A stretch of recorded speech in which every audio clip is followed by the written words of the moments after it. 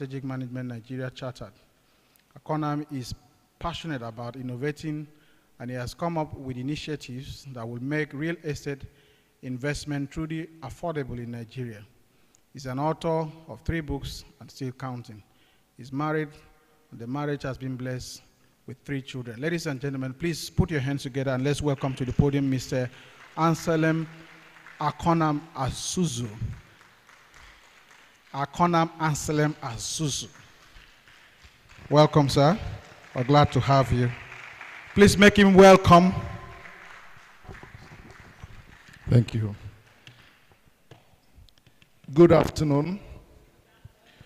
I was going to say I will stand on existing protocols, but some time ago, I listened to a communication expert, and he said that grammatical construct is wrong, that you don't say you will stand on existing protocols.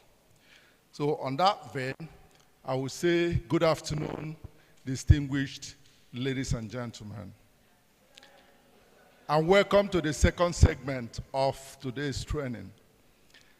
As I've been introduced by Nat, my name is Anselm Akonam Asuzu, and I live in Lagos. It's my pleasure to be part of today's training.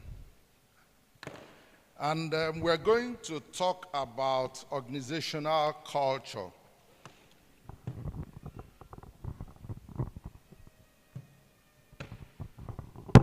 Sorry.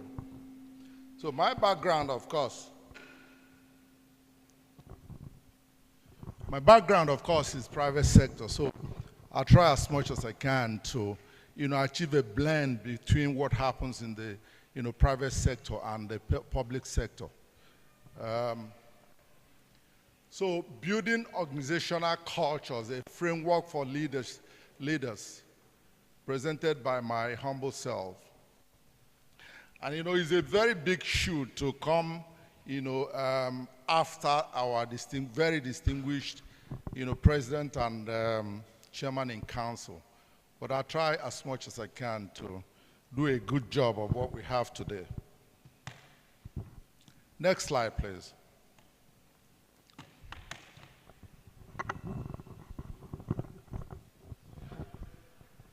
Okay. Yeah. So the first thing we are going to look at is, so what's the exact reason why we're here today for this program? And so the program will compel attendees, which by all intents and purposes are leaders, to examine their belief systems and practices pertaining to organizational structure. We will achieve this goal using case studies. We have a case study that would take a look at a private sector and a public sector organization. And we're going to make inquiries. This is going to be totally interactive. And we're going to have reflections on the bottom lines, the outcomes of these organizations, and then we would have, discussions. So please, let's make it totally interactive.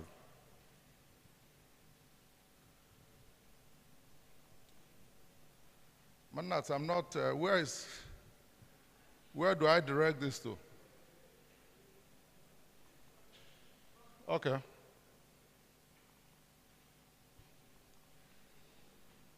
Okay, yeah, sure, thanks. So these are the highlights we'll be looking at in course of our training. What is organizational culture? That's the first question we are going to dissect. And then we are going to look at the concept of building a culture. Then how does culture affect organizations? Why exactly do we want to spend this time looking at organizational structure? And then what roles do leaders play in helping cultures thrive? Of course, we're going to look at a typical organizational culture framework. And then we will look, our case study is about a culture that thrived. But we also look at a local culture that, maybe it's not quite thriving as much as it should. But we'll see, when we get to that point.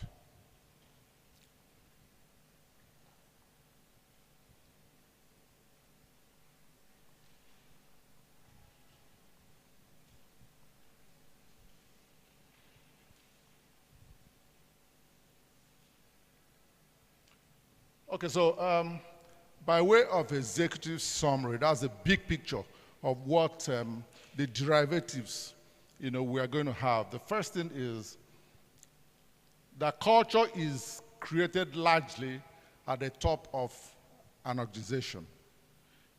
Culture is an executive management business, typically. And, that's why, of course, we inculcated it into the training of, the institute, which is essentially about strategic management. Second thing is that the leader's personal behavior must be consistent with demands of the cultural change. I mean, leaders got to walk their talk when it comes to organizational structure. You don't just set up the structure, but you should not only walk the talk, you should be seen to walk the talk by members of your, people who are your subordinates.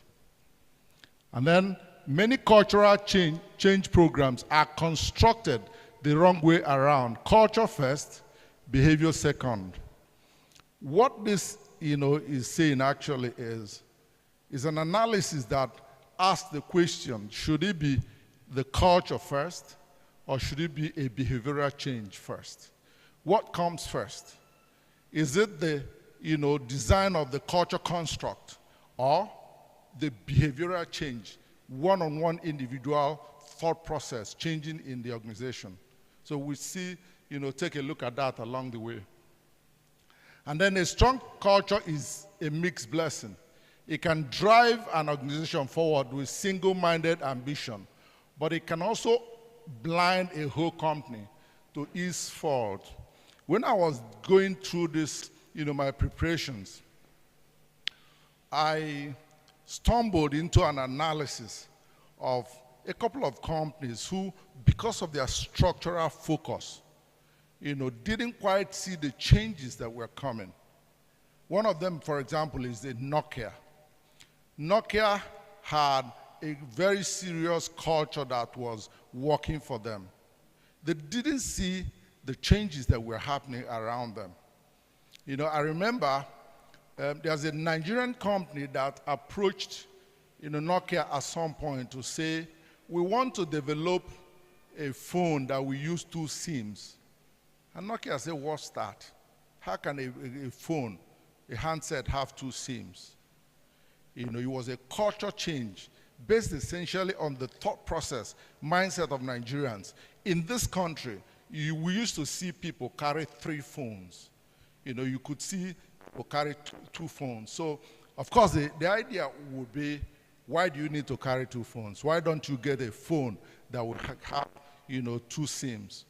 Probably somewhere along the line, even 3 SIMs. So that instead of carrying 3 phones, you have 1 phone that will, have the SIMs, number of SIMs that you require. So corporate focus sometimes, corporate culture focus sometimes would also blind you to, the changes that are happening in your environment. And then, of course, the last thing we'll, by way of executive summary is the culture is as important as strategy when it comes to long-term success of any organization.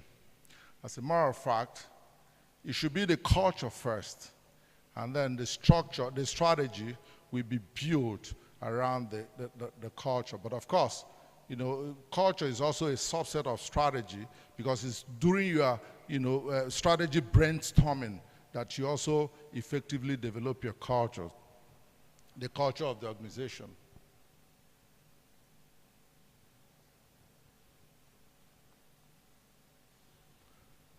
So what is organizational culture? Before we look at what we have on our slide, can we make this interactive? What do you consider as an organizational culture? Your own perspective. Can we get inputs?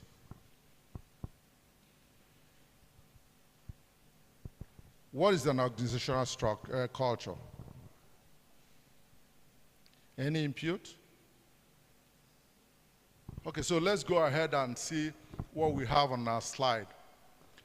The first thing is the collective programming of the mind, which distinguishes the members of one organization from another. That's said by Gert Hofstede, a Dutch academic who studied the subject intensely. A collective programming of the minds of people who belong to one organization as against, the thought process, collective thought process of another, of the members of another organization. And then the second, definition, definition of organizational culture is what a corporation has learned as a total social unit over the course of its history. So you could look at culture actually from two perspectives. Culture can be developed, at the beginning of, should be developed at the beginning of an organization. But of course, along the way, mistakes and things, the, topsy-turvy of organizational, leadership and management, the culture evolves. So culture, again, now becomes, the total history, sum total of the history that has been learned by the organization over time. And then most managers, is, actually, when you ask them what is culture, they will say the way we do things here. So if culture is a sum total of the thought process, corporate thought process of an organization, of course it, in summary becomes the way things are done in an organization. And then it encompasses the values, practices, and procedures based on policies of the organization, of a given organization. And then individuals as a team agreeing upon the common values that bind them. Common values. We're ultimately going to come to that. The value system, corporate values of an organization is usually a subset of the culture of that organization. So, individuals in an organization agreeing upon the common values that bind them together. Do we have any input into what culture means now, or a different perspective of what a culture, organizational culture means? Or we should go ahead?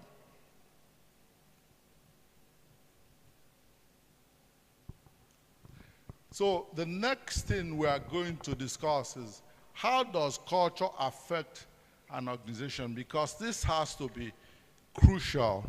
If culture is about the way things are done in an organization, then how does culture affect that organization? How does the implementation of a culture that thrives affect, a given organization? Culture significantly impacts on an organization by, one, shaping employees' behavior.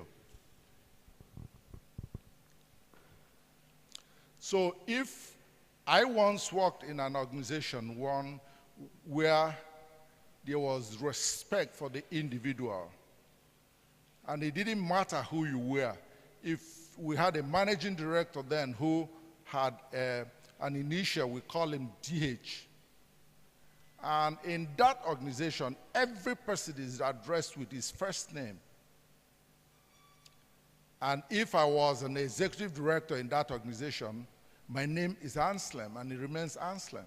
So even when a youth corper who is joined the organization wants to address me in the meeting, calls me Anselm.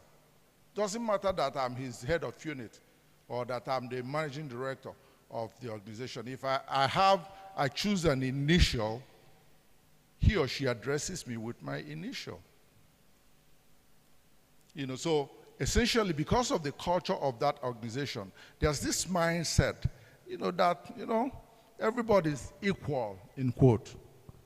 And what it helped the organization to do was, if I have a point of view as a managing director, a corper can say, excuse me, but I differ from your thought process about this, issue. And what thrived in that organization was superior arguments. It doesn't matter what position you were. It's the person who had the superior argument that would help the organization that would carry the day in course of, everyday discussion during corporate meetings. And so, if you work in that kind of structure, it shapes your behavior. But you could also work in a culture where there's huge respect for the person. And if you are a managing director, people would basically be bound for you when they see you. I've also seen an organization where there's a separate lift for the MD and the execs of the organization. And so you cannot use that lift if you're not an exec member of that organization. The organization I talked about, the lift was there for everybody. You know, you could walk in anytime and go to where you're going to. But if you work in an organization where, you know, there's huge respect for, you know, authority and structure, you have to understand how it works. Ultimately, your career in the place is in danger. So culture shapes employee behaviors, shapes their mindset. I was, you know, I have a relative, he works in an organization recently where they, you know, work from home, remote work. And then every day they want to go to the organization, go to work, they call in the office to book in their name for lunch. And in that organization, there's no strict jacket about timing. You just come in when you want to do your work. And when you finished what you come to the office to do, you close and say goodbye to the other. And that's understood as standard behavior in that organization. You can imagine if you work in a more structured organization and you just come to work whenever you like and go when you like. So essentially, the behavior that people bring to an organization depends on their corporate culture or the organizational culture, because if you say corporate, oftentimes it refers to private sector, but we're talking organizations, both public and private. And then the next thing is it provides for common framework for decision making. You know, if you, depending on the culture that you work in, you know, decisions can be made bottom up or top down. I've seen organizations where if a particular decision needs to be made, they first of all throw it to, you know, the younger people who, as a matter of fact, are a little bit more, you know, vibrant in terms of their thought process. Young people tend to have the ability to circumvent delays in, you know, in the processes. You know, I had an analysis that says that lazy people are actually more intelligent when it comes to, you know, policy formulations, strategy, you know, formulations. The so-called lazy people will look for shortcuts, and shortcuts actually, if they are legit, you know, saves time and resources for organization. So people will call, if you have people who work under you and you think that the person is lazy, it's important that you don't just kick the person out of the decision-making process. People who are seemingly lazy have a way of looking for strategic shortcuts that save costs and time, resources for the organization. And so,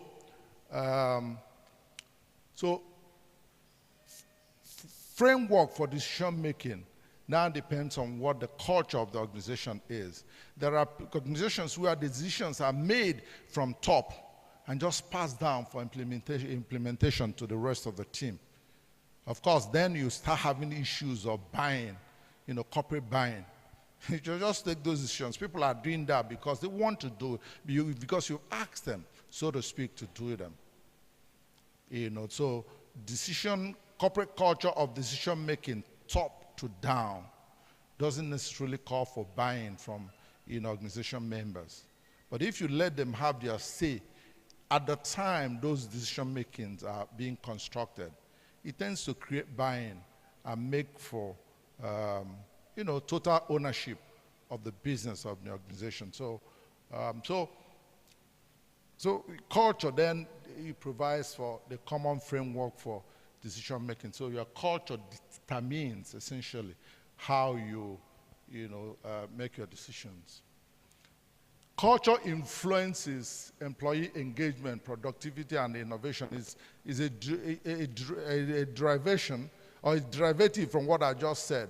The framework for decision making Then the culture influences employee engagement, productivity, and innovation. In corporate settings where decisions are made with everybody carried along, it tends to create innovation, tends to make people use their minds, constructively, and they have proper buy-in into what, the organization is doing. Else, like I said already, it will just because I'm doing this because you asked me to do that. And that doesn't help organizations, most of the time. And then corporate culture determines the, organization's ability to adapt to change, ultimately affecting her success or failure.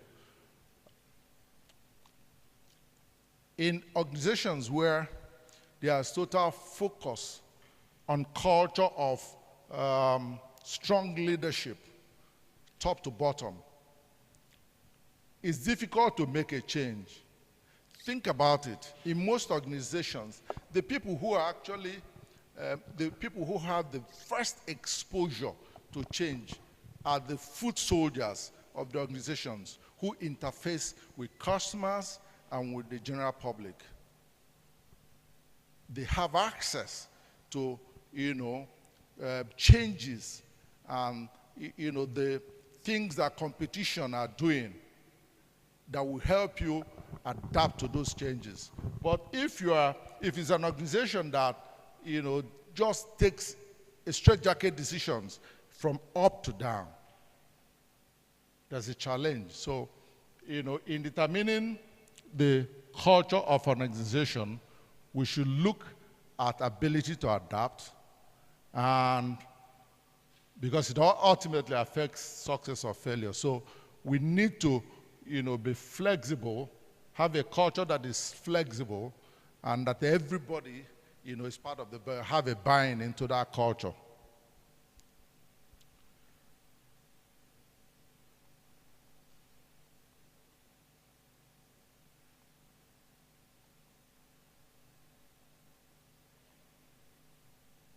Okay, so the next thing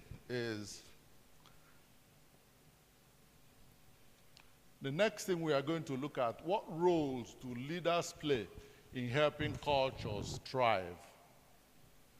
Can we talk about that? What role do you think that leaders play in helping cultures thrive? As a leader in your organization, what do you think that you should be doing in helping the culture of your organization to do well? And when you think that about culture, is that the bottom line actually is about the organization meeting its goals. If it's a profit-making organization, it's about bottom lines being met, the targets and the profit goals being met. So, as a leader, what roles can you play in ensuring that the culture of your organization will thrive? Thriving means that it works in tandem with the goals of the organization. Anyone want to give that a shot? Oh, yes, ma'am. Please, can we let her have a mic?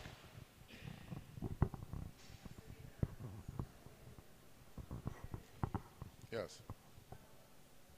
Both the organizational culture and the individual cultures, you should be able to marry both. And you also should be able to lead by example, by inspiring and influencing your followers to be able to achieve organizational cultures and as well as deliver on organizational goals. Thank you, madam. There's a critical point that she made. There's what we call in leadership, corporate, Go Congress. Go Congress means where the goal of the organization and your individual goal, where they, intermarry. Remember that each person, when you are going to an organization, you have your reason. You have the reason why you are going there. Whether it's financial, whether it's career growth, or whatever, you have a reason for wanting to work for an organization, NDDC, for example. There's a goal, personal goal you come with. And then there are existing corporate goals. So at the point, they come together. There's an agreement between your personal goals and the corporate goals. That's what is called Goal Congress. And she just said that as a leader, you need to be able to manage that interface between corporate and personal goals in an organization. Thank you, madam. Any other input? Any other input? Okay, so what roles do leaders play in helping cultures thrive? The first one is actively defining, communicating, and modeling the desired values and behavior. Madam also mentioned about walking your talk as a leader. That's about modeling the culture that, as an exec of an organization, of course, you're part of building the culture. Or maybe if you joined at some point, you would, have understood the culture of the organization. So your role as a leader would include properly defining, that culture to people who are your subordinates and people who are ultimately joining the organizations.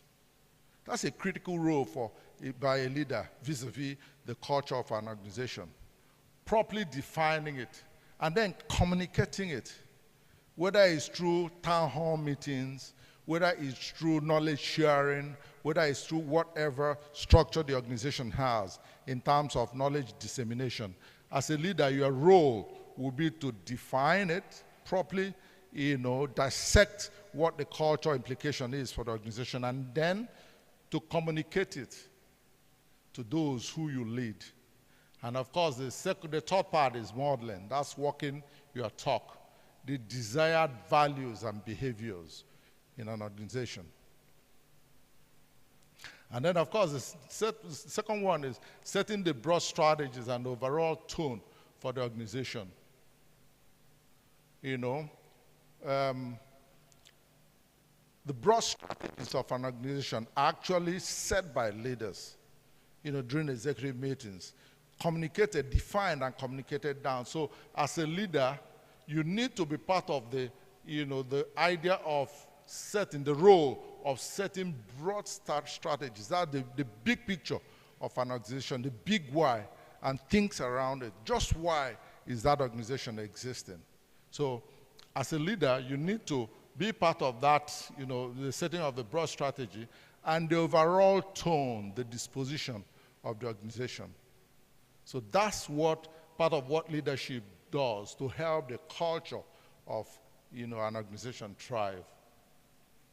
And then the next one is empowering employees to contribute and develop ownership. The question of empowering organizations is actually a big thing about organizations. How do you empower your subordinates? And how do you get them to develop the ownership mentality about an organization? The big reason why most organizations don't do well, meaning that their culture is not thriving, is because the members of the team do not have the ownership mentality. Ownership is about saying that this is our thing. And if you have people who work with you who do not believe that this is our thing, it's a question of them and us, arrangement. So if there's no ownership mentality in your team, the culture will not thrive and the organization will not do well. So you need to learn to empower your employees under a cultural structure. The culture of the leader helps an organization to thrive by, empowering those who are under you. Empowerment is not always about money. It's not always about, the pay and those incentives, benefits in kind. It's also, most oftentimes is about having the person have the proper sense that he or she is contributing to the well-being of that organization. Making him feel important in the environment. As a leader, under a culture structure, that's a main role you need to, play. And then, of course, we talked about developing ownership mentality. The last point we have there is adapting the culture to changing circumstances. Okay, so there's an existing culture of an organization, whether it's a culture of empathy, whether it's a direct instructional culture, top to bottom. Part of your role as a leader is to adapt that culture to changing circumstances. One situation where you will need to adapt that, of course, is when there's a thriving competition around, and the company needs to develop more flexibility. It's your role under organizational culture as a leader to help to tweak the culture of the organization towards flexibility in the ways that you'll be able to compete effectively.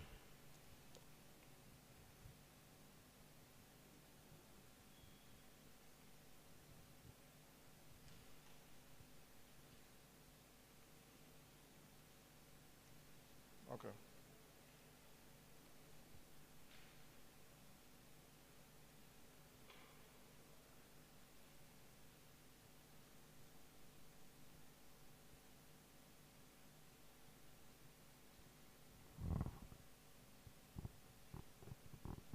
Sorry. I'm trying to get used to this.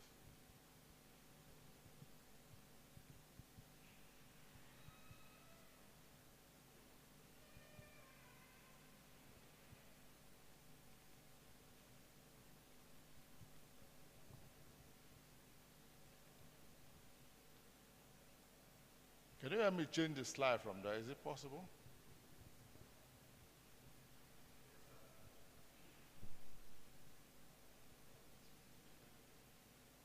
No, go back. Go back once more. No, go back. Okay, so just move front now. One more time, the next slide. No, you're moving forward. Just move, keep going, not backwards. Go forward. Next one. Okay, so the next point we're going to discuss is organizational culture framework. What this entails essentially is, we talked about culture, what culture means, how leaders can impact on culture. But how exactly do we develop a culture framework in an organization? So what is a culture framework? It's a description of the key areas that would define, influence, and shape an organizational culture. So when you talk about a culture of an organization, what are the subsets, what are the key critical areas that would define, influence, and shape that organizational culture? It's also a framework. A framework helps an organization to intentionally create the culture that will deliver on her goals. So, talking about organizational culture framework, said what is a culture framework? Is a description of the key areas that would define, influence, and shape an organization's culture. So how do we build the culture of an organization?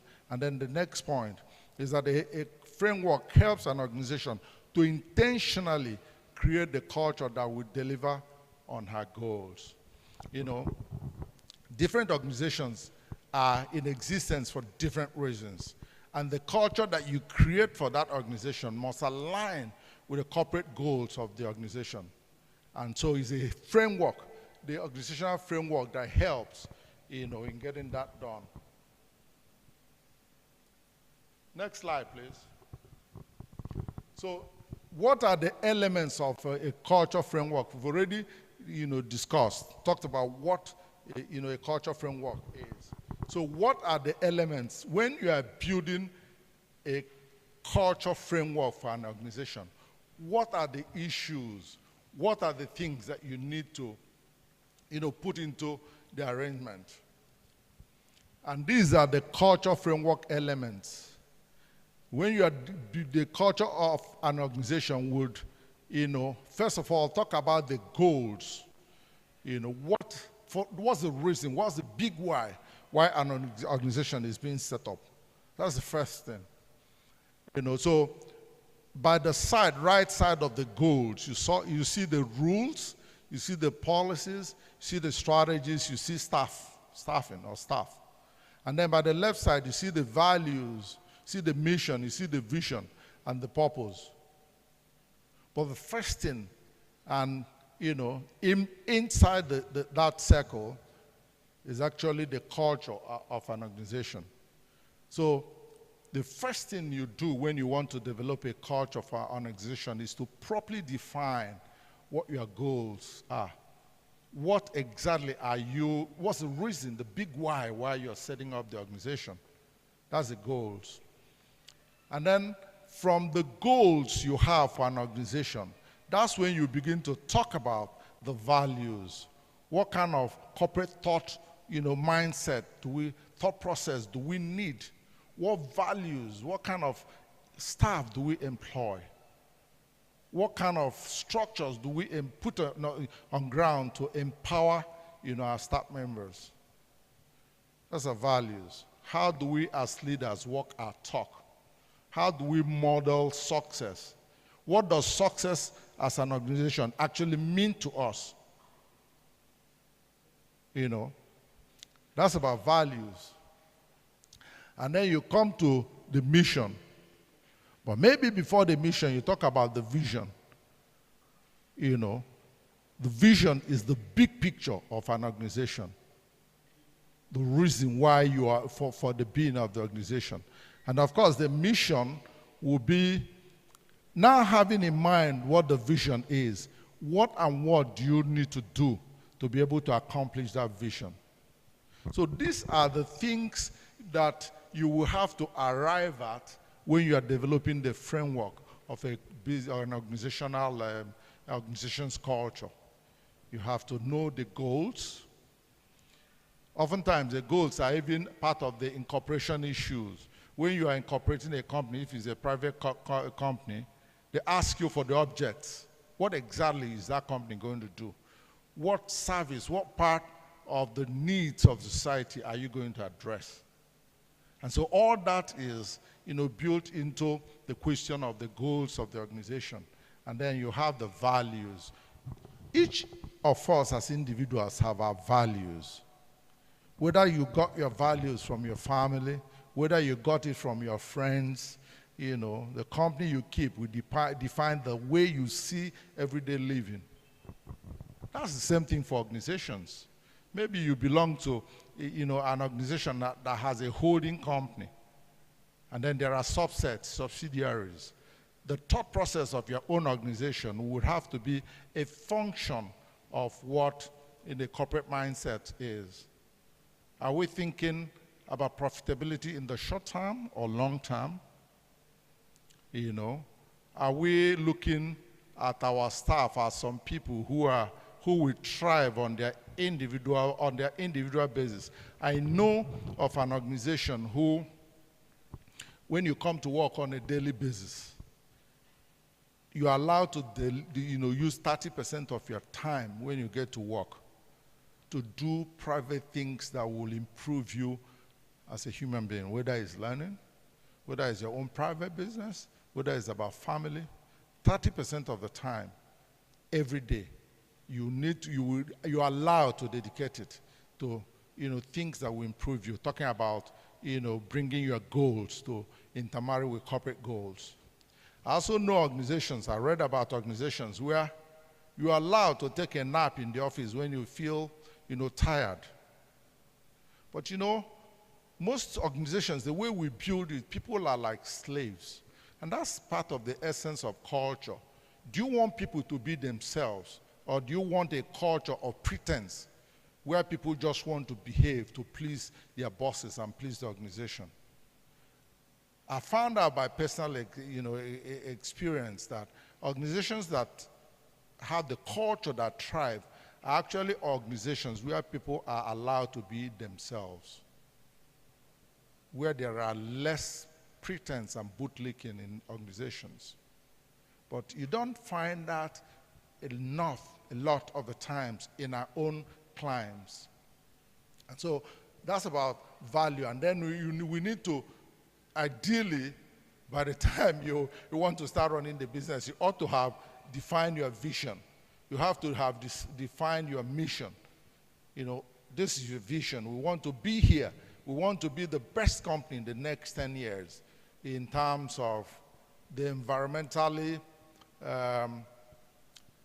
if you're in the environmental business, we want to be the best company in terms of, you know, taking care of the environment in 10 years.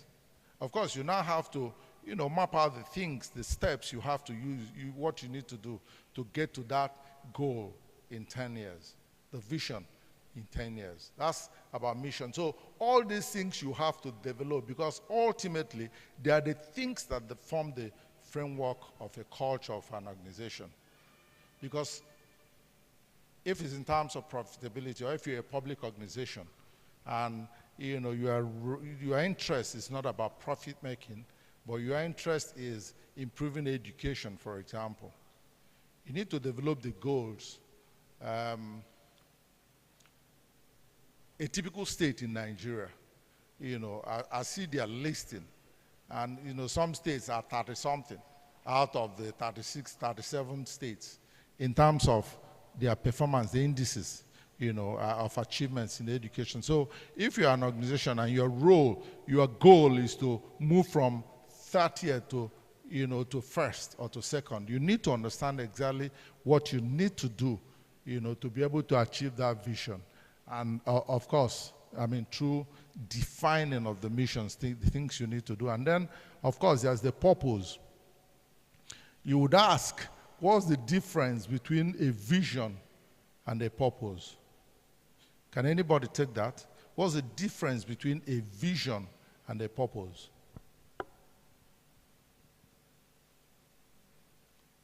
Any idea? The difference between vision and purpose. Okay. You know, the vision is what you want to achieve. 10 years down the line, what do we want to achieve as an organization? The purpose, of course, is the reason why we want to achieve that. You know, if you want to be number one, you know, when the states are aligned, I mean, in terms of educational distinction, just what is the reason?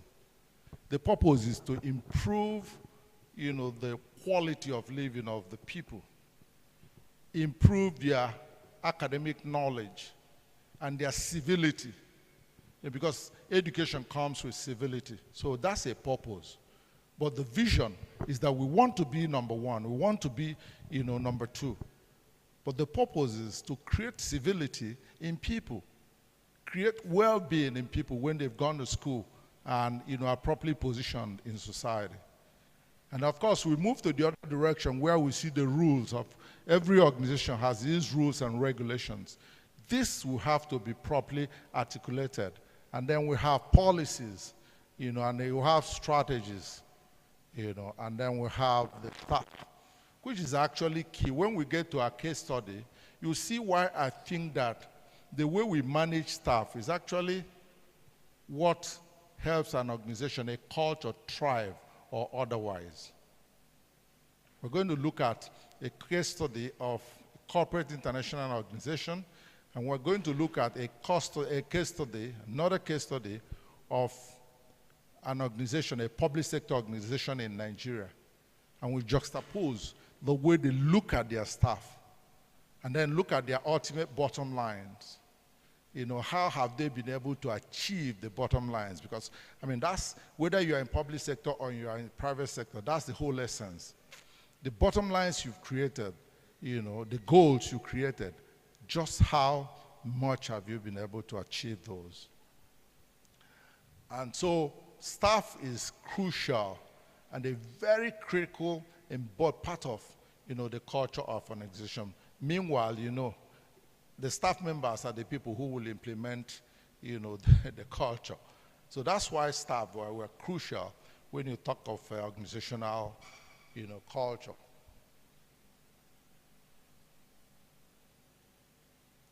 Please, next slide.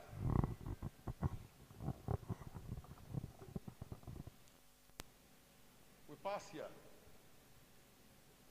You're going back. Okay, so yeah. So Is this the next one after what we discussed? Okay, so the next thing is we've looked at a couple of things, the culture framework of an organization. So now we want to talk about the types of organizational structure. So after you've done all the work, build the framework, just where have you gotten to? What's the type of culture that you have put in place? And the first one is what we call adhocracy culture. That's where you create the dynamic and entrepreneurial culture. This often refers to the private sector. But just like our president was saying, even in public organizations, you have entrepreneurs. I heard him say that, which is entrepreneurship in public organizations. So while we are, the first type of culture specifically addresses the private sector, the dynamic entrepreneurial culture of the private sector, it can also refer to a public sector in the form of entrepreneurs who are in the organizations trying to make changes. And then the next one is the clan culture, where you have the people-oriented, friendly, and collaborative culture. I once had a training, facilitated a training of 2 banks. You know, we trained the branch managers of the bank. There were 2 banks that merged. And so the legacy bank was there. And then the other bank that they got they mixed up in that training. And there were a lot of grumbling and anger in the setting. So after the first, when we went on break, I started asking questions. Of course, the introduction meant that you would be required to say which bank you came from. So I just noticed that one bank had the people-oriented, friendly, and collaborative culture. The other bank had the culture of leadership, command and control leadership, where a staff can be seen and not heard. And all that mattered was for you to meet the corporate goals. And so when the merger happened, the legacy bank, which was the bank that acquired the other one, it was a merger, but the bank that acquired the other one had a command and control culture. The bank that they acquired had a clan culture where people are seen and heard, where their opinion mattered, where their welfare was important. And so there was a conflict in that situation. So that's why it's important for us to understand the difference between the culture, a clan culture, and what follows it, the hierarchy culture. Hierarchy culture is a process-oriented, structured control culture, also called command and control. So you just do what you're told. And so if you're developing a company culture, what would you rather have? A clan culture or a hierarchy culture? And bottom line is, just which of them will help us to achieve the organizational goals? And of course, the market culture, which is the result-oriented competitive culture. Also, basically about private sector. It's about competition, benchmarking of the competition all the time.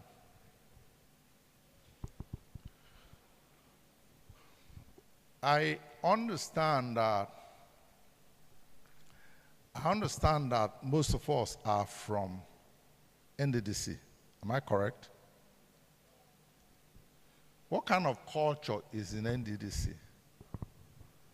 Can anybody educate us or educate me on the culture in NDDC? Is it a clan? Please go back to. Is it a clan culture where it's people-oriented, friendly, and collaborative? Or is it a hierarchy culture, the process-oriented, structured control culture? It cannot, perhaps, be the result-oriented competitive culture because it's public sector. So between, and it cannot be adhocracy culture So between the clan culture and the hierarchy culture, which one, is your organization? Sorry? It's a combo of the two. Okay. So people are allowed to use your initiatives and to be innovative. Is that correct? It's hierarchy, command and control. So they just pass down, things for you to do based on the organizational goals. It's a mix of the two. Okay, I've been to NDDC a couple of times. Sorry? Please, can we bring microphone? I'd like us to discuss this very extensively if we can. It's hierarchy culture. Okay, please, can someone can we have someone speak on the mic? Okay, give Madam. Madam is the only person who is helping me. The rest of you are allowing me to be sweating without help. Yes, ma'am. I want to say we have both hierarchy culture and clan culture. Okay. In the sense that hierarchy culture is the overall culture that is being practiced, in the commission. Then under why I also say we have clan culture is because the individual directors are given the opportunities to, make decisions on their own that they think that will bring about the achievement of their directorate objectives. Okay. Yeah, they are allowed to decide or initiate programs, projects, make contributions, drive their directorates to achieve success. Okay. And that will translate or bring about the overall delivery that is obtained in the commission. Thank you, madam. Any other contribution? Just yes, an sir. addendum. Yes, sir. What she has said. You know that NDDC is a government organization. Yes, sir. And the federal government of this country, everything is normally bureaucratic. So you would agree with us that on that level it is therefore hierarchical. But like she said, we are a hybrid. No, parastatals are set up to ensure that we cut off some of those red tapeism of governance and those bureaucracy to make things faster. So NDDC being an interventionist agency, that level of clannishness, clan culture is allowed for innovation. Okay. I can tell you for free that even below the levels of directors, officers are allowed to initiate programs and projects. Once you can defend it and it sells through, you can sell it to your director. The director is able to buy it and sell it to the management. The management is able to buy it. It flies, especially when it was budgeted for. Thank you. Okay, thank you. Any other comment? Actually, yes.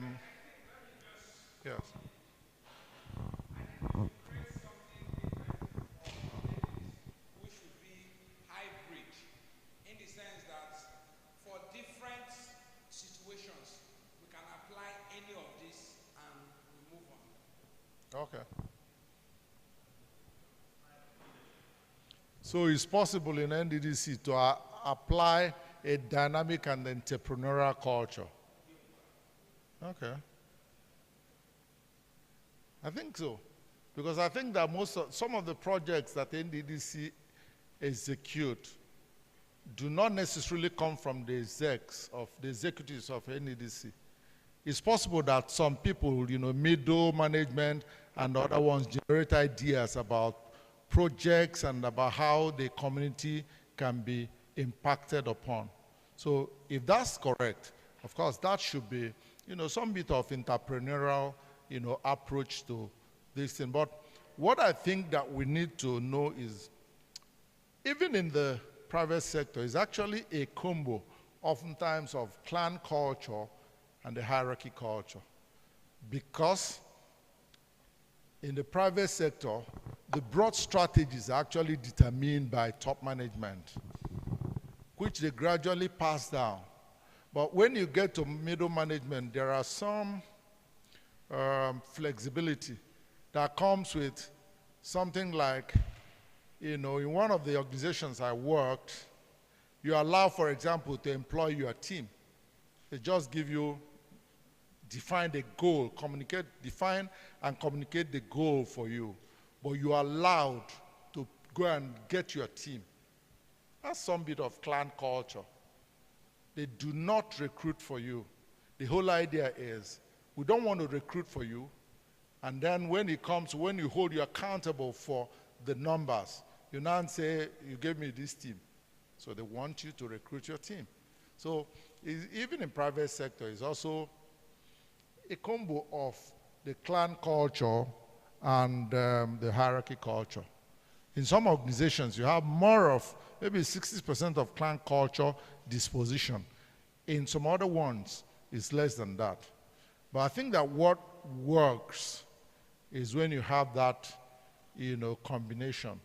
The dynamic and the entrepreneurial culture, of course, is a subset that kicks in mostly when you have the clan culture, where people are allowed to be themselves, are allowed to contribute from their mindset, from their experiences, their backgrounds, towards the corporate well-being of the organization. So, in essence, both in the public sector and in the private sector, the hybrid, like you said, would work. It would be the way to go. Allow people to be themselves, to have leadership empathy, a culture of leadership empathy, a culture of allowing people be themselves and having ownership in terms of the activities of the organization. So that is it. Do we have questions so far? Contributions? Are there things we need to talk about? Who is my timer? How much time do we have now? Please, let's have a more robust discussion, because this is almost like half of our discourse. So let's talk about what we have learned so far. Something is smelling. Is there something burning? Please, let's move this thing forward. Make contributions, ask questions, before we move to case study, and then when we come back from break, we're going to do the case studies, and then we conclude. Questions, contributions.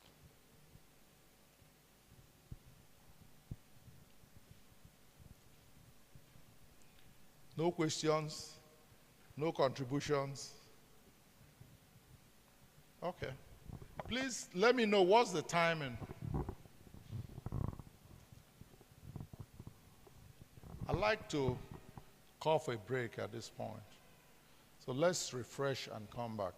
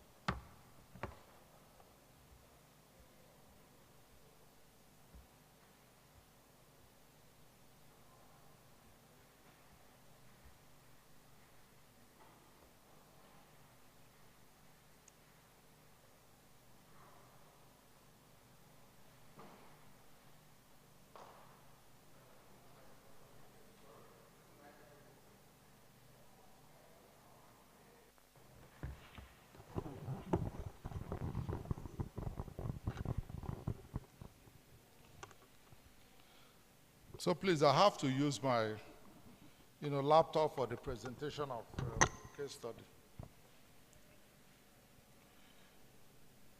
So the first case study we are going to discuss is that of Google, and it's called Google's Unique Workplace Culture. Google's workplace culture is known for emphasis on innovation, employee well-being, and inclusivity. Google's culture is a model for corporate cultures around the world. So Google has created a culture where, the people who are, Google staff are included in every facet of their conversation and decision-making, culture development, and the evolution.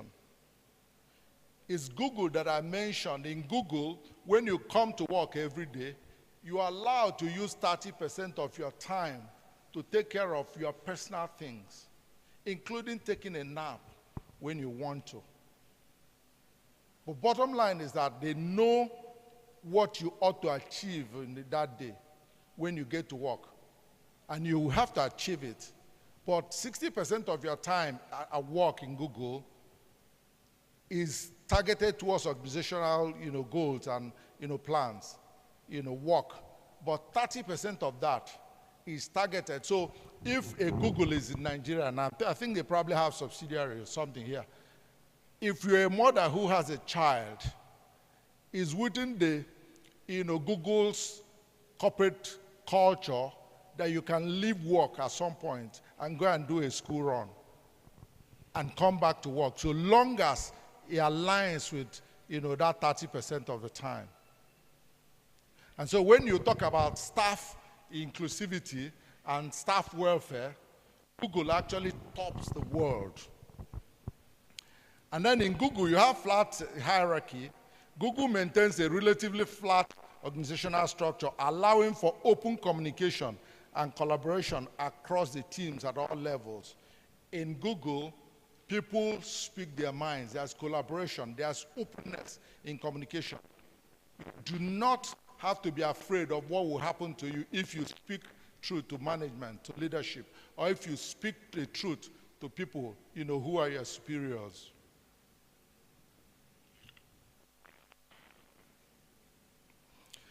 Google recognizes that individuals have unique working styles and preferences.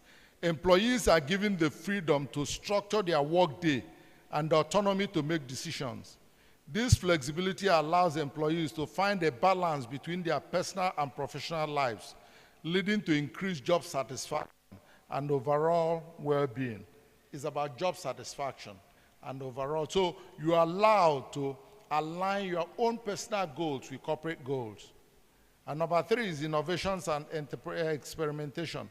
Google encourages a culture of innovation and employees are empowered to think creatively, challenge the status quo, and experiment with new ideas. This fosters excitement and curiosity, driving the organization's continuous growth and evolution. So in Google, people are allowed to use their initiative. You are allowed to take a measured risk and to be creative. So it's not a matter of command and control where things are passed down to you to execute. If you are a team lead in Google, they actually tell you that this is, the portion of the profitability of the organization that you are accountable for. So it's your prerogative to now take decisions about the things you need to do, the creativity that is required for you to meet the bottom line that is assigned to you. It doesn't happen often in most organizations, but that's how Google ended up being nearly the most innovative and creative organization in the world as we speak, because they allowed their staff to be their own. And part of what you see in this country, when I was in the banking industry, I worked across 4 banks. And I've also had interface with public sector, either by business development or what happens in Nigeria is we have a culture of pretense and a culture of bootlicking. which I think is part of the essence of this thing, because you go back to your organization and set up your structure in a way that your team members are not afraid of what you do to them when they speak their minds. They're not afraid of what you do to them when they openly challenge and professionally and decently, the innovations you are bringing in. One critical thing, I talked about using 30% of your time for yourself and 60% for the organization. In this country, you work in organizations where, for example, I worked in one where they say, as a staff, you cannot do private business. You spend all your whole time for management. You cannot do no private initiative. If you have a shop where somebody else is managing, they use that as an appraisal issue and you might even lose your job. In Google, it doesn't happen. But what you see in our organizations is that the execs, the people at the top, even after they've done that policy, they have several businesses being run by proxies. And then you as a middle-level staff or somebody who is way down there, you are supposed to focus on the job 100%. And you do not do any other thing that will improve your well-being as a human being. That's not the culture in Google. And I hope that's the culture a lot of organizations will have to begin to implement in this country. A culture of transparency and truth, where you do walk your talk. If you say there's no private business, why would you have 5 businesses running through proxy? And then you expect people who are working with you to have just one income streams and die working. When they leave your organization, they live in penury. That's a culture that I think that Nigeria will address across the strata, because we've decidedly have that culture of, intimidation and pretense. So as we live here, we need to review the culture, even the ones we have as, the team leads. Of course, in Google, they have the culture of continuous learning. I know that's in NDDC. You guys do a lot of training, continuous learning. So that's a big thing in Google. I know of an organization that where they have a flat structure, and you can live in London. One of their staff at some point left. He was studying law in London and was living there and doing his work. Of course, most of their jobs are online. So every day he will attend meeting, do his things. He was in the UK for 3 years and studied law. But he was earning his salary and doing his work. Those are the kind of cultures that I think that we need to begin to change our mindset as leaders. If there's one thing that I would achieve because of this training, it would be to, task the leaders in this house to begin to think differently, lead by empathy, and live by, by character. Don't tell people what to do and don't do it.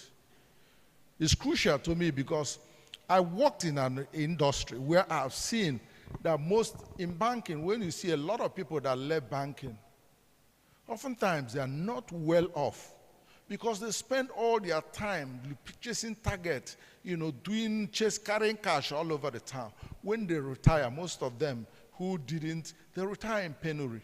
And I've seen that happen, and I feel very upset because the leaders, the execs in the industry, retire as billionaires, while the young people and the middle level and retire oftentimes in penury. And that has pained me. That's a culture that I think would have to change. In our organization to develop, income streams, allow that as a policy. But so long as that doesn't affect the business that is done, So think like Google. Create 30% of the time during the day's job for the person to address his critical needs, and 60% to the organization, subject to, of course, meeting the bottom lines. That's what a very crucial thing I've seen with Google, and they have work-life balance. There's a balance between what they do for the organization and what they do for themselves. And then diversity and inclusion. Google purposely employ people from different diverse backgrounds. If it's in Nigeria, if it's a Nigerian situation, and I think that the NDDC is one company that has that, this thing, it's diversity. People from different parts of the country, different religion, so that's one thing that I see in your organization. But, in culture should encourage diversity and inclusion. Whether it's about religion, whether it's about tribe, whether it's about male, female, inclusion. So some of the discussions we have to do concerning Google. Okay, then Google is, these key elements of Google culture work together to create an environment where employees feel motivated, supported, empowered, and inspired to give their best. Just about what we've been talking all this while. By prioritizing the well-being and satisfaction of employees, Google has built a culture that not only attracts top talents, but also drives innovation and success. If you have a culture of empathy, top talents will come there because they'll give their best, but they also have time to develop themselves. Once in the past, in course of my career, because I'm an author, I create personal time to write books. And then I was going to publish a book, and then the organization needed approval from HR. And I got the approval. The head of HR was very excited. But then the issue started filtering. How can a banker, where did he have time to write books, to be an author? You see what I mean? Just because I was working as a banker, it was a crime for me to develop my other interests and talents that I have. That shouldn't happen in organizations. If you're a leader of a team and you're just prying, sniffing around people who work, with you, that they wouldn't have a life of their own because they're working in your organization, that's, a leadership misnomer. That's not the right thing. And I think that part of the essence of discussing culture is to be able to address some of the crucial things that we don't do well, culturally speaking. We just try to stifle, talents and initiatives of people just because they work in an organization or they work for us. And that's not good culture. That's not good culture, organizational culture. Because, we can just talk about all the general things and all the, outlines and go without addressing the crucial issue. The thing is about culture change. And we should let people who work with us be themselves. Should let them have a life outside of what they are doing in the organization. And if they manage to try to create well-beings about themselves, shouldn't destroy their career just because they are trying to be useful to themselves. So some of the discussions we have about Google is, can this any comment? Okay, please.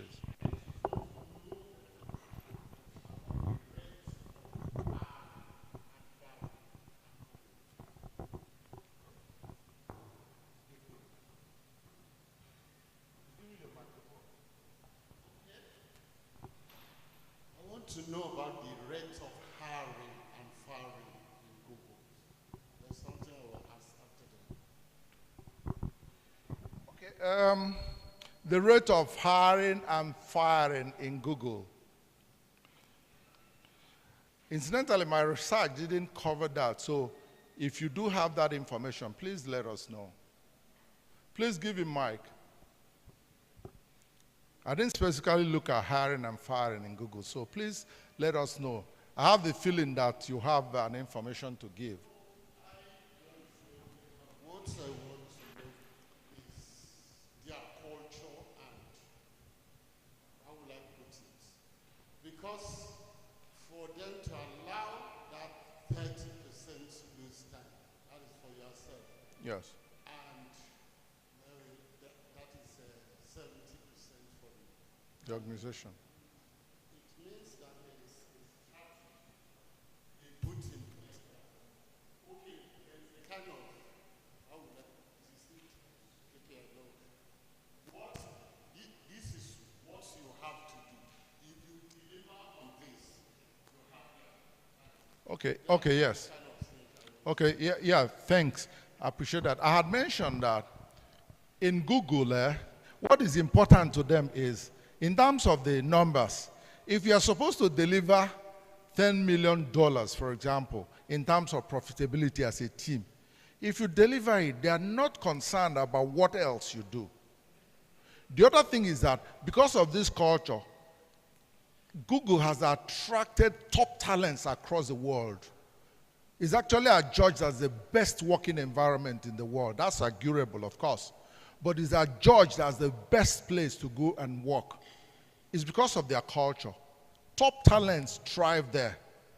You know, I could now address subjectively the question you asked because I didn't look at the exact numbers.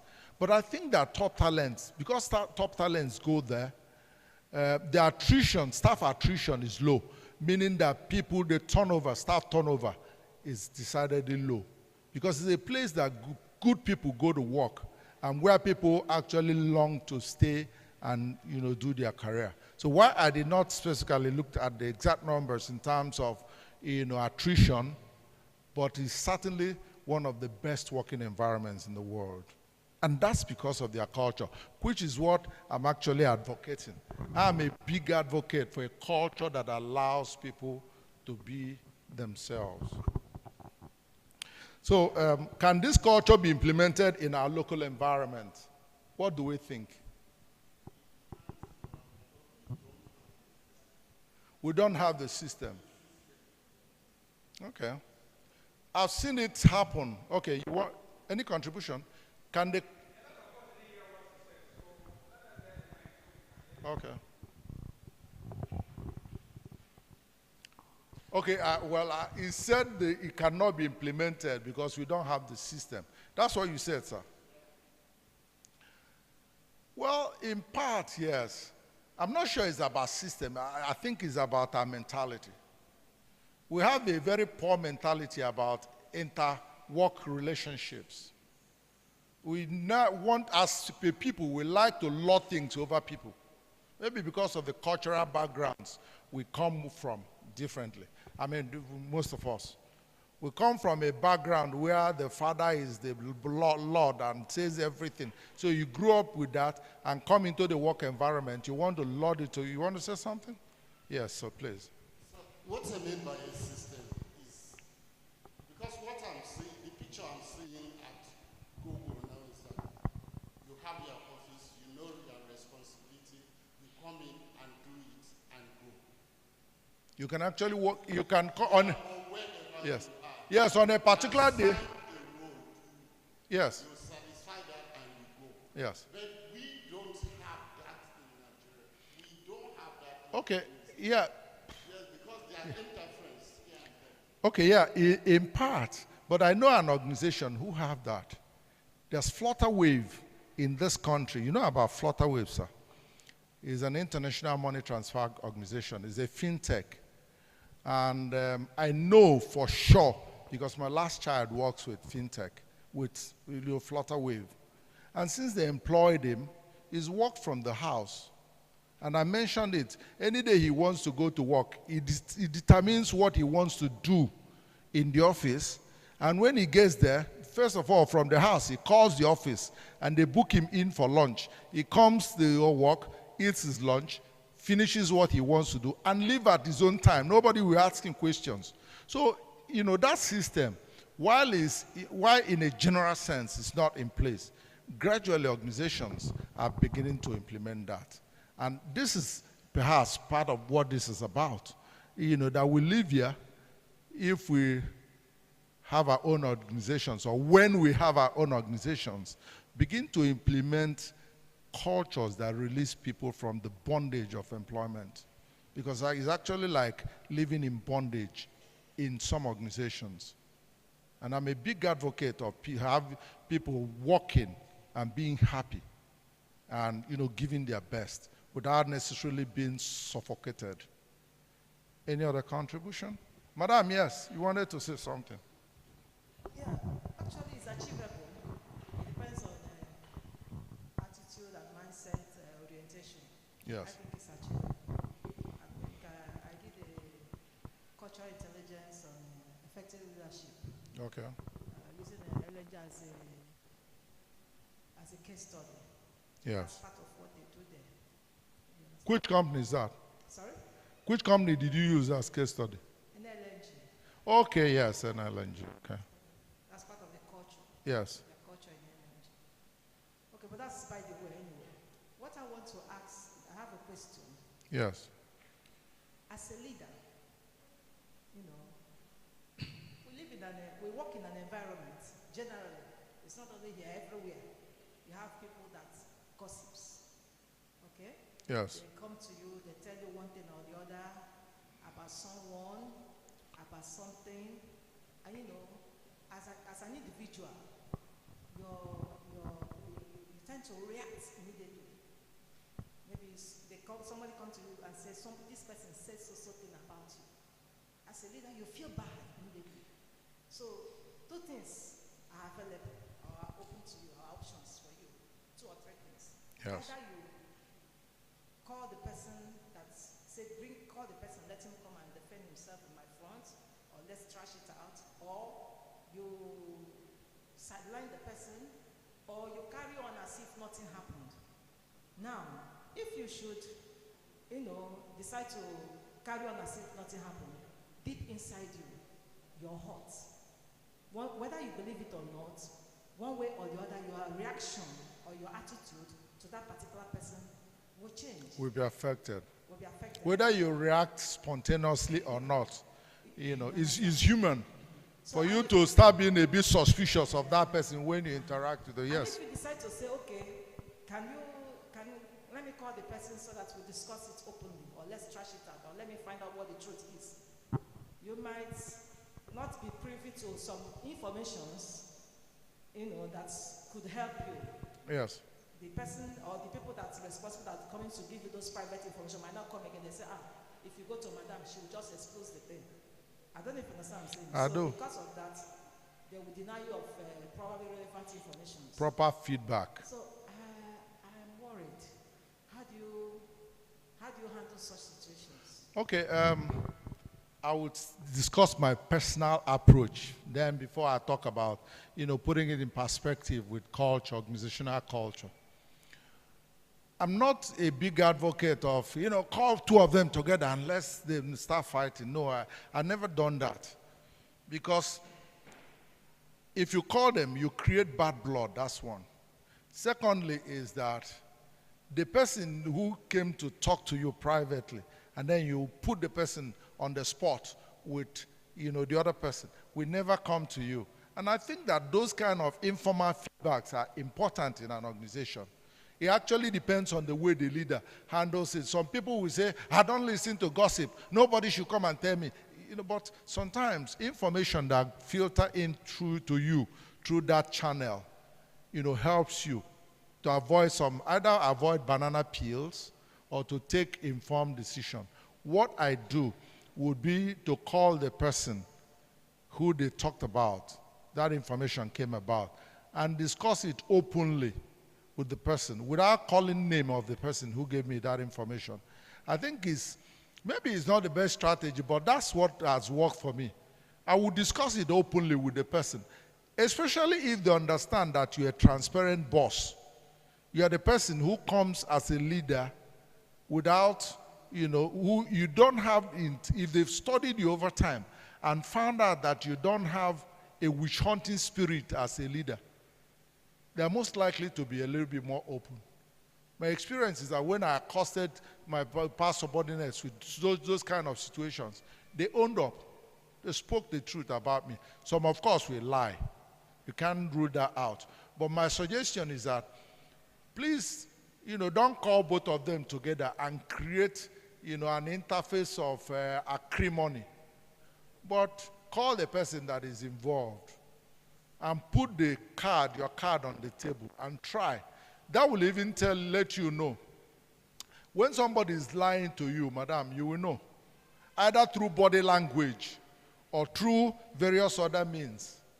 If the person who gave you that information mentioned the name of other parties who were involved in that there, it's important that you should bounce that information out against those people that they mentioned, witnesses. If the person comes to tell you, ask, were there witnesses where this thing happened? If you speak to one or two witnesses, you'll be able to find out the truth. But I do not like the confrontation that comes with calling them together to come and start arguing in your office frontally. But yes, you should speak to the person. That's what I've done. And culturally speaking, if you put it in the context of culture, is to create the openness that we're talking about. If there's a good culture of open communication, even the person that they talked about, there are organizations where they are trained so well that if I come to tell you about that sister that is before you, when the sister hears that I brought that information, she will not first of all begin to think that I want to destroy her career and I want to kill her. She will first of all look at it objectively that this organization needs crucial information to grow. But it comes with a culture of open communication and honesty. What I found out by personal organization is that most culture are close-ended and selfish. People just put cultures that suit their own idiosyncrasies. But if you have a culture that is straight, and people see through that culture that the honesty and that their own personal well-being are protected, people also tend to be more open. So call the person and make inquiries. If there are witnesses, use witnesses to collaborate the information you got. It's important you ask the person who brings that gossip. Is it really gossip? There's a thin line between a feedback and a gossip. So what do we define it as? Is it gossip or feedback? It's feedback. Which one is better for us, professionally speaking? Feedback? Yes. Castigate or say negative things. Okay, let me put it this way. Yes. You're our boss now, and we're all looking up to you. Yes. Probably in order to gain your attention, gain favor, and stuff like that. Yes. Okay?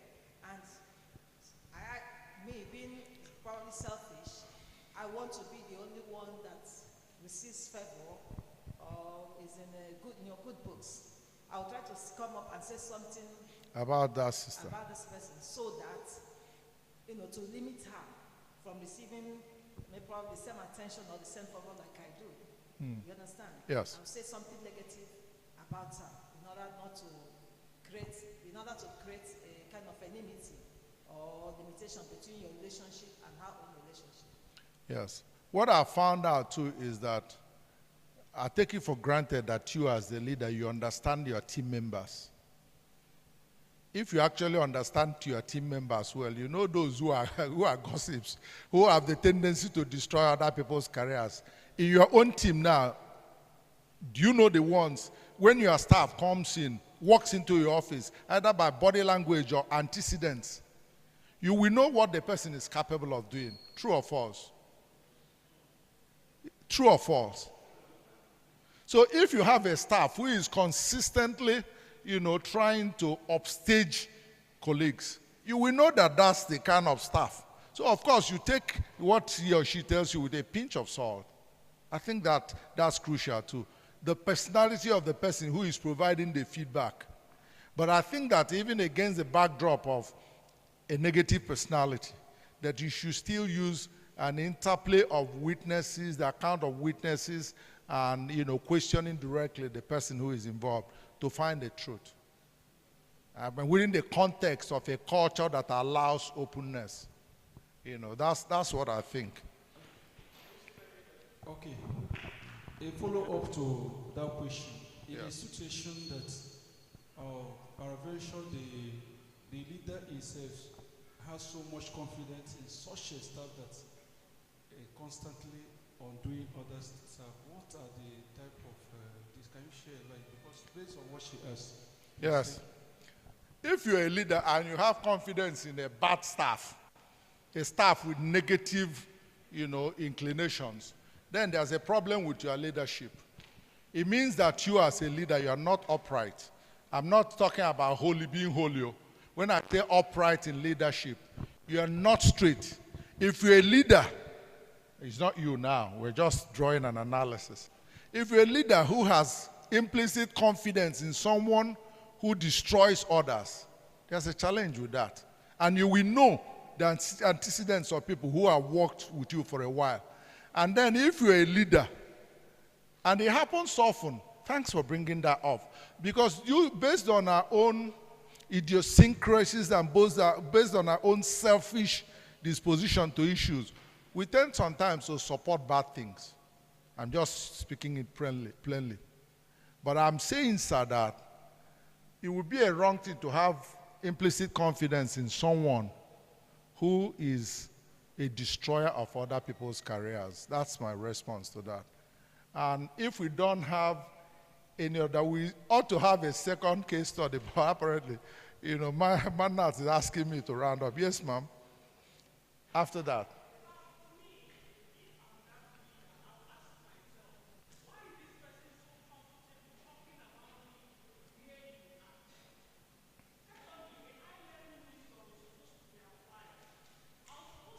Someone in the commission, and I called this guy, sent messages, did everything. He did not respond. And I found out that his father was a staff. I called the father and he said, they said some things about him, and he was posted with Google as punishment. So the guy doesn't even want to relate with anybody here. So I feel as a leader, when you hear things like that, you have this high-level wisdom. The guy doesn't want to relate.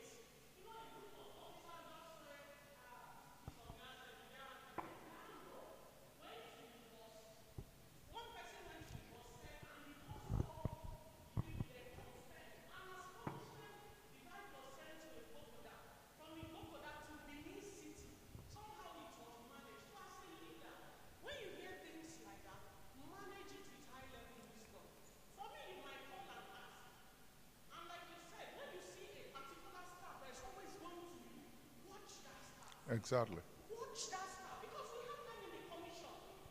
Watch them. Don't You actually have them everywhere. that is very straightforward. Yes. They make you look as if you don't know what you're doing. So as a leader, when they come with things like that, watch that particular staff that is always going to you to seek favor, cheap favor. You blackmail your colleagues just to seek cheap favor. I think the leader should apply high-level wisdom, because there's a case going on. I had to call the retired father. The father explained everything to me. How they now pushed the boy to what is that state? Ondo State. These things happen, and I'm so grateful that you brought it up. It happens. Yeah. Thank you. I'm sure I can't say.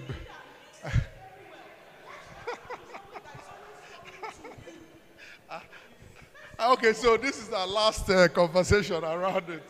Science it has eaten very deep. That's why people are now reacting. It has eaten very deep. Why will people be comfortable talking about me where you are? Madam, you don't do that. Please, Yes. I just want to correct one or two things before I address some of the concerns she may have raised. Yes. One, let nobody think that if you are transferred to Ondo State, it's a punishment. It's part of the rules of your engagement. That's one. Secondly, we are talking about culture.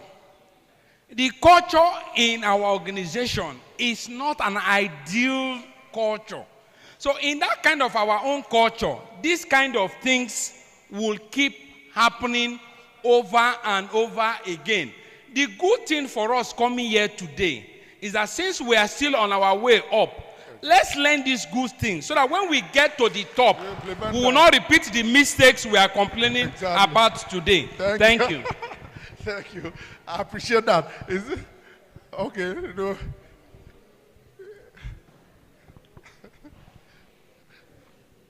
Yeah. Yes. One or two points. Okay. One is there's a difference between being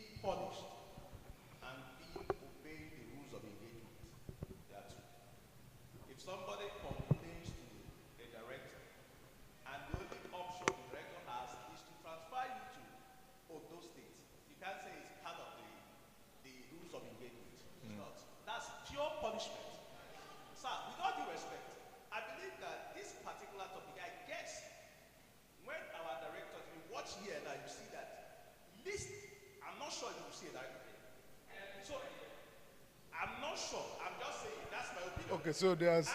Thank you for being here, madam.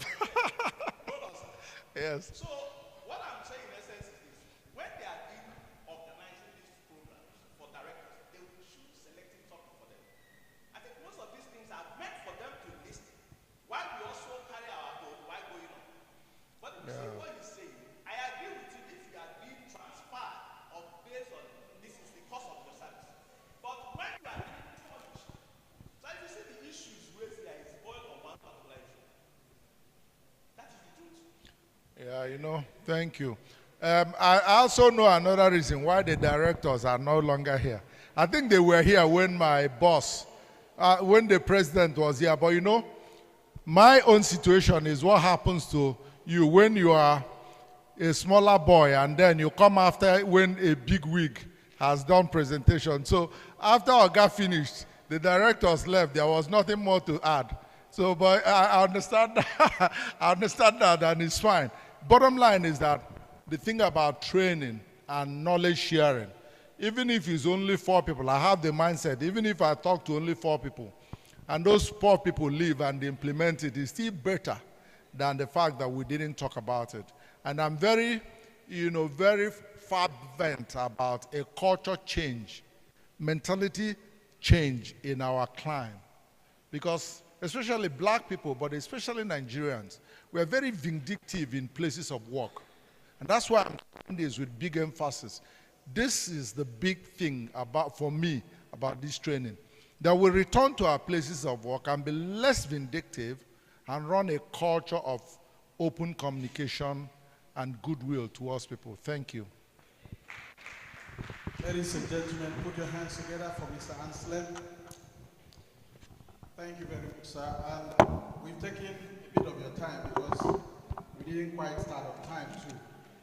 And with all that being said and done, I think the essence of what we are doing here is to groom a new set of leadership for the Niger Delta Development Commission. Principally, almost everyone here is from that organization. And it's our hope and prayer that in the nearest future, those of you will be directors and MD/CEO, we'll get to a point that Ibogoda will no longer be seen as a prison yard to throw people to, but it will be a place that people love to go. Whatever it is, it's a corporate culture, and we all know how these things work. But the essence of all of this is that as individuals, we have to be different from what is already going on that is bad about the system. We can change the system if we personally take responsibilities for our own, creating a new culture. And that's the essence of, I believe that's the essence for this kind of event. So if that's all we take away from here, then the lesson, the purpose of this event has been achieved. And I think that's what is going to happen. Ladies and gentlemen, thank you very much. And then we will take our leave for today. So tomorrow, a new batch will start. The lunch is ready. But I think we should just take a photograph. We'll just go outside and take a group photograph with the other. Okay, and then Ms. Anselm, please, let me just speak a word about. Ms. Anselm is a family friend of mine. We've known for over 10 years, I think. And I have known him to be a person of integrity. He's a real estate owner. He has some real estate he's marketing in Lagos, both his and others.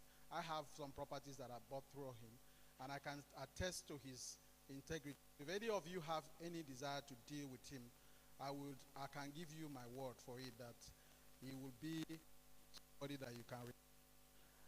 I don't usually endorse people, but I can endorse him. Thank you very much. Please, you can go. Let's go outside and take our pictures.